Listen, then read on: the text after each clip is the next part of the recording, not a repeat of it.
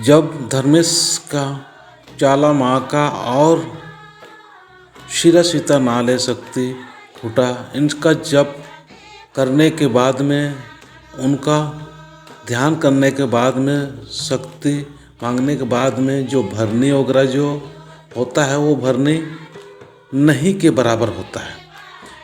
मैं पहले भी बता चुका हूँ भरनी 4 प्रकार के होते हैं, पर जो धर्मेश का जो भरनी होता है, अगर होता भी है तो बहुत सहज तरीक़ा से, बहुत आसानी से होता है और देखने में भी अच्छा लगता है।